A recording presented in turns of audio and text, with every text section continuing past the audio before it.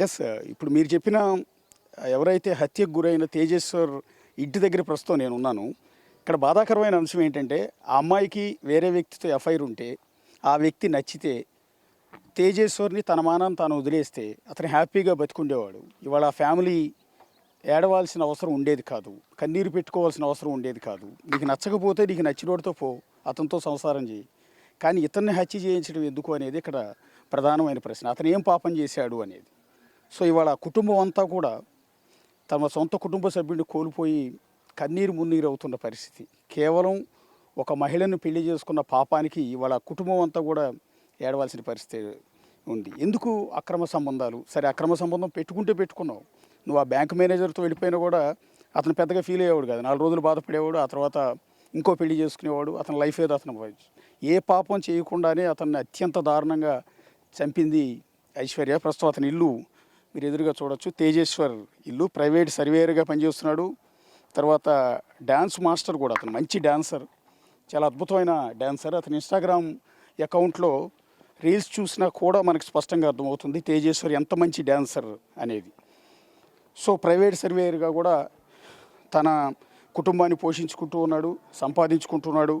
చాలా తెలివిగల వ్యక్తి, చాలా మంచి కుటుంబం. సో ఇంత మంచి కుటుంబానికి అలాంటి వాడు, అలాంటి ఐశ్వర్య ఎలా దక్కిందో అర్థం కావట్లేదు. కుటుంబ సభ్యులంతా కూడా కుమిలిపోతూ ఉన్నారు. ఈ టైంలో వాళ్ళని డిస్టర్బ్ చేయడం కూడా మంచిది కాదు. కానీ తెలియాలి, ఈ చేసిన పాపం ఏంటనేది తెలియాలి. ఒక మంచి వ్యక్తిని అన్యాయంగా పొట్టను పెట్టుకున్న ఐశ్వర్య, ఆమె తల్లి, ఎవరైతే మధ్యలో ఉన్న ఆ నీచుడు బ్యాంక్ మేనేజర్గా పనిచేస్తున్న తిరుమల పాపం గురించి ప్రపంచానికి తెలియాలి. ఇలా వీళ్ళ వల్ల ఇంకొకళ్ళు పడకూడదు, ఇంకొకళ్ళు ప్రాణం పోగొట్టుకోకూడదు అన్న ఉద్దేశంతో వాళ్ళు ఎస్టాబ్లిష్ చేస్తూ ఉన్నాం. చూడండి చక్కగా ఎంత మంచి ఇల్లు, ఎంత మంచి ఫ్యామిలీ, ఎంత వాళ్ళ ఫ్యామిలీకి కూడా చాలా మంచి పేరు ఉంది గద్వాల్ ఇక్కడ.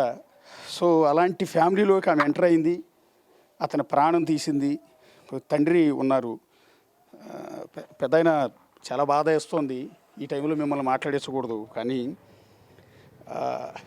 మీరు వద్దన్నారు కదా అసలు ఆ పెళ్ళి అమ్మాయితో? 100% వద్దన్నాం సార్. 100% వద్దన్నాం.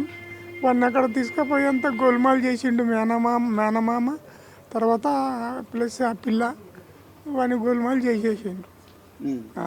గోల్మాల్ చేసేసి వాళ్ళ ఫిక్స్ చేసేసి ఇది చేసిండు సార్. వద్దన్నా. మళ్ళీ వాడే అన్నాడు సార్, ఇంటి మీదకి ఎగబడి కొట్టిపోతారన్నా రౌడీ వాళ్ళనైనా, వద్దు మనకు శాత కాదు, నీ శాత కాదు, కాళ్ళు ఎరిగింది అట్లా ఇట్లా అని చెప్పి వాడు కూడా చెప్తే కూడా సరే నైనా మంచిది, వేరే సంబంధం చూసి పెళ్లి చేసుకున్నాం అని అన్నాం. ఆఖరికి మన ప్రాణమే తీసిరు సార్. ఆమె వాళ్ళకి కన్సల్ట్ ఉండేటివన్నీ ఇప్పుడు బయట పడుతున్నాయి, మాకు తెలియదు సార్. నేను కలెక్టరేట్ 40 సంవత్సరాలు పనిచేస్తే కానీ ఇటువంటి కేసులు మాత్రం నేను చూడలేదు సార్. మహబూబ్నగర్లో పనిచేస్తే, ఇక్కడ పనిచేస్తే ఇంత అన్యాయంగా మాత్రం చేయలేదు సార్. అంటే పెద్ద ఫిబ్రవరిలో మొదట అమ్మాయితో ఎంగేజ్మెంట్ అయింది, పెళ్లి ముహూర్తం కూడా రెడీ చేశారు. ఆ టైంలో అమ్మాయి వెళ్ళిపోయింది కదా అతనితో. ఆ టైంలో అమ్మాయి నాకు పెళ్ళి అవసరం లేదని చెప్పి తన దగ్గర ఉన్న స్కూటీ తీసుకొని చెన్నై ట్రైన్కి వేసుకొని రిజర్వేషన్ దానిలో వేసుకొని స్కూటీ తీసుకొని చక్కగా చెన్నైకి వెళ్ళిపోయింది. వెళ్ళిపోయిన తర్వాత కొన్ని రోజులైన తర్వాత మళ్ళా స్కూటీ తీసుకొని మళ్ళీ వచ్చింది. వచ్చిన తర్వాత మెల్లగా వీడిని లింకప్ చేసింది. లింకప్ చేసిన తర్వాత ఏమైంది, ఏమైనా మళ్ళీ ఆమెతో లింకప్ చేసిన పరిస్థితి ఇది కదా అని అంటే నైనా తండ్రి లేనిది, వెనుక ముందు ఆధారం లేనిది, మన ఇంటికన్నా వస్తే ఏదో ఇంత మంచి నీకు సేవ చేసి ఇంత అన్నం చేసి అమ్మకు సహకారం చేసుకుంటూ ఉంటుందని చెప్పి ఈ విధానం అనుకుంటే కానీ మా కుత్కలకి కత్తి పెట్టింది. చూడండి, తండ్రి ఆమె చేసిన పాపానికి తండ్రి కుమిలిపోతూ ఉన్నారు. కొడుకును కోల్పోయిన తండ్రి, అంటే తనకి తలగొరువు పెట్టాల్సిన కొడుక్కి తాను తలగొరువు పెట్టాల్సి వచ్చింది. అది కూడా ఒక ఆడదాని వల్ల. ఒక దుర్మార్గమైన లేడీ ఎందుకు జీవితాలతో ఆటలాడుకుంటారో కూడా అర్థం కాదు. ఇప్పుడు తేజేశ్వర్ ఏం పాపం చేశాడు? సో నీకు నచ్చలేదు అనుకోండి, వదిలేసేయి. విడాకులు తీసుకో, నీకు నచ్చినోడితోనే వెళ్ళిపో.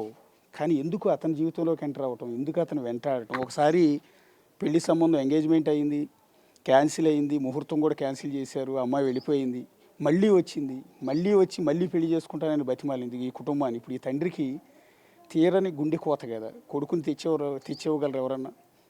ఎందుకు ఇంత పాపానికి కొడిగట్టిందో అర్థం కావట్లేదు. ఇప్పటికైనా పోనీ పెళ్లి చేసుకున్న తర్వాత అయినా నీకు అతను నచ్చలేదు అనుకుంటే, నీ మానాన్ని నువ్వు పోయి ఉంటే తేజేశ్వరి వాళ్ళ ఫ్యామిలీతో హ్యాపీగా ఉండేవాడు కదా. పంపిస్తుంటాం సార్. ఆమె పోతానంటే కూడా మంచిదమ్మ పోయిరా తల్లి, మాకేం అవసరం లేదు, పోయిరా, మాకేం అవసరం లేదు, నీకు కట్నం వద్దు, మేము కట్నం అడగలేదు, నేను ఇంతవరకు కట్నం లేదు మామయ్య అని మా దగ్గర అన్నావు కదా, కట్నంతో మాకు అవసరమే లేదమ్మా, నీవు దారి పట్టుకొని నువ్వు అని కూడా అని చెప్తుంటాం సార్. అది చెప్పాక ఇది చెప్పాక మొత్తం అక్కడనే మొత్తం మీటింగ్లు సార్, ఫోన్లు చేసేది, పిలిపించేది, అక్కడ మాట్లాడేది, అక్కడి నుంచి అట్లే ఇది చేసేది. అవి చేసి అంటే మీ అబ్బాయి మిస్ అయిన తర్వాత అండి, అంటే మీ అబ్బాయి రాలేదు ఇంటికి రాని తర్వాత అమ్మాయి ఏం చేసిందండి? అంటే మీతో పాటు అతన్ని వెతకటం, మీతో పాటు వెతకటం, పోలీస్ స్టేషన్కి రావటం ఇవన్నీ చేసేదా? లేదు, ఇక్కడ రూమ్లే ఉంటుంది, రూమ్లే ఉంటుండే. అంటే అబ్బాయి కనపడలేదు కదా, దాదాపు ఒక 5-6 రోజులు కనిపించలేదు కదా. 5-6 రోజులు ఆవిడ ఏం చేసిందండి? ఇంట్లోనే ఉంది, ఇంట్లోనే ఉన్నాడు. అంటే మీ ముందు కనీసం బాధపడేదో, భర్త కనిపించలేదు అన్న బాధతో ఏమైనా కనిపించేదా? అదే కనపడలా మాకంత, భర్త కనపడలేదు, బుగులు లేచి మా ఆయన భర్త కనపడతలేడని చెప్పి మాత్రం బుగులు మాత్రం కనపడలేదు. అది మాత్రం రాలేలేదు సార్. తండ్రి తేజేశ్వర్ తండ్రి ప్రస్తుతం మనతో మాట్లాడుతున్నది.